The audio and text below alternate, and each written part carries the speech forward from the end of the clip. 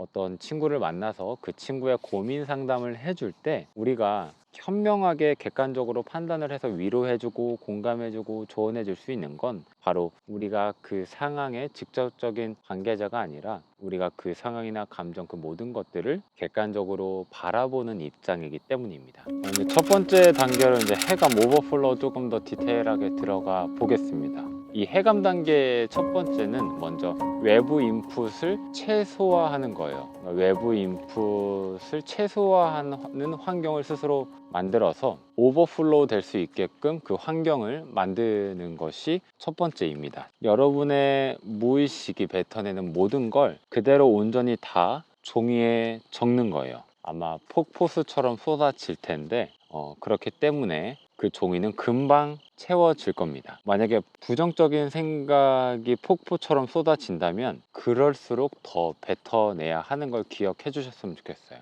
그것 때문에 하는 거거든요. 긍정적인 생각들이 오버플로우 되는 분들은 사실 이 과정이 사실 이미 필요 없는 단계에 있는 분들이고, 그렇기 때문에 부정적인 생각들이 오버플로우 된다면 더 열심히 뱉어내려고 하고 더 열심히 종이에 쏟아내려고 하는데 더 포인트를 두시면 될 것 같습니다. 판단하지 말고 붙잡지 말고 그냥 흘려 보내세요.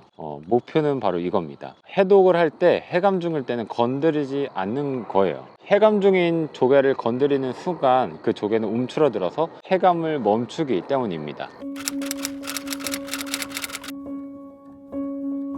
먼저 진행을 하고 있을게요.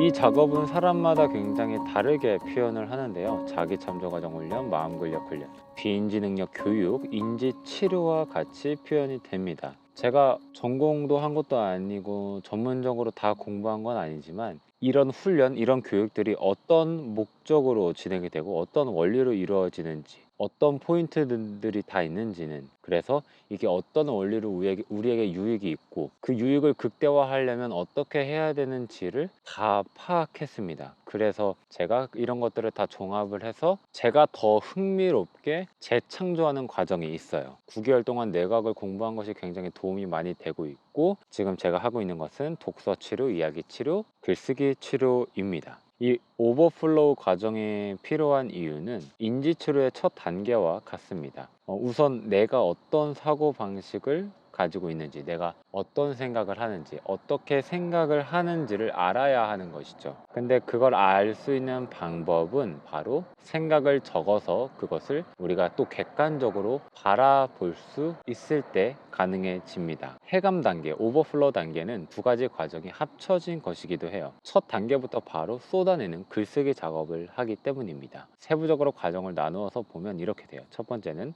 어떤 생각이 떠오르더라도 내버려 둔다. 부정적인 생각일수록 더 쏟아내려고 노력한다. 판단하지 말고 붙잡지 않는다. 무조건 흘려보낸다. 두 번째는 그 생각을 바라본다. 세 번째, 글로 적는다. 이 단계에서는 정말 오버플로우 되는 모든 생각들을 온전히 종이에 글로 적는 데만 집중하시면 됩니다. 이제 단계를 좀 더 세부적으로 한번 들어가 볼게요. 제일 먼저 인풋이 통제되어야 합니다. 오버플로우가 되려면 외부로부터 오는 자극이 최소화되어 있어야 해요. 그래야 우리 내면으로부터 오버플로우가 되는 것을 만들 수 있기 때문이죠. 그래서 일단은 그 환경에 자신을 노출시키는 것부터가 훈련의 시작입니다. 왜냐하면 우리는 어느 정도 꽤 높은 강도의 압력에 외부 인풋에 익숙해져 있는 상태이기 때문입니다. 그런데 우리가 그것을 의도적으로 최소화할 때 우리 내면으로부터 오버플로우 되는 것들이 해감되기 시작하는 거죠. 만약에 이 오버플로우 과정에서 무의식에서 쏟아져 나오는 생각들이 버겁게 느껴진다면 그만큼 평소에 외부 인풋의 압력이 강했다라고 생각해 보실 수 있습니다.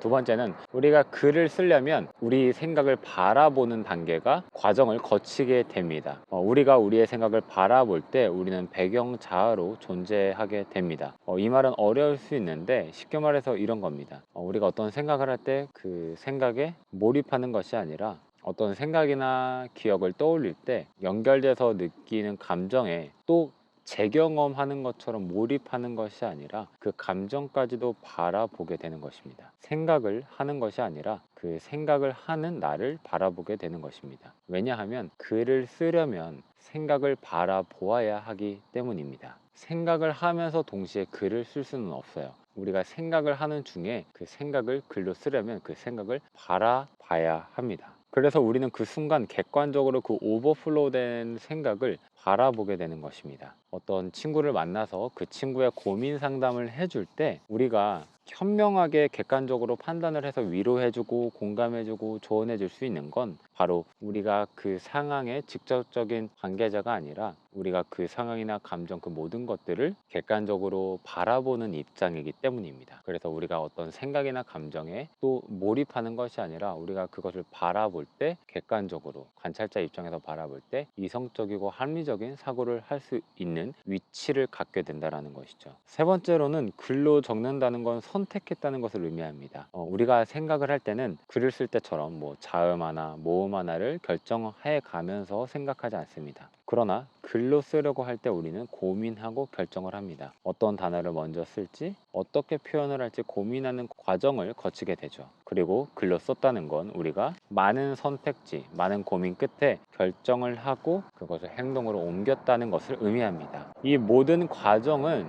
정말 중요합니다. 무의식에서 떠오르는 생각을 바라보고 글로 적기로 결심을 하고 행동을 옮겨서 정말로 종이에 글이 쓰여졌을 때는 보이지 않던 추상적으로만 느껴졌던 생각을 볼 수 있게 된 것입니다. 결국 우리는 우리의 생각을 글로 쓰면서 볼 수 있게 된 것입니다. 이건 마치 우리의 뇌가 도장이라면 종이에 도장을 찍은 것과 같아요. 하루에 15분 정도만 이렇게 오버플로우 작업을 해보면 어떨까 여러분에게 권유를 드립니다. 자기 전에 침대에 누워서 그냥 쏟아내는 거예요. 뱉어내는 겁니다. 일기를 쓰는 거랑은 좀 많이 달라요. 이거는 마치 우리가 침대에 하나의 분리수거차 한 대를 소유하고 있는 것과 같습니다. 오늘 하루를 돌아볼 필요도 없어요. 그냥 휴대폰을 멀리 두고 침대에 눕자마자 쏟아져 나오는 생각들을 그냥 온전히 종이에 쏟아내는 겁니다.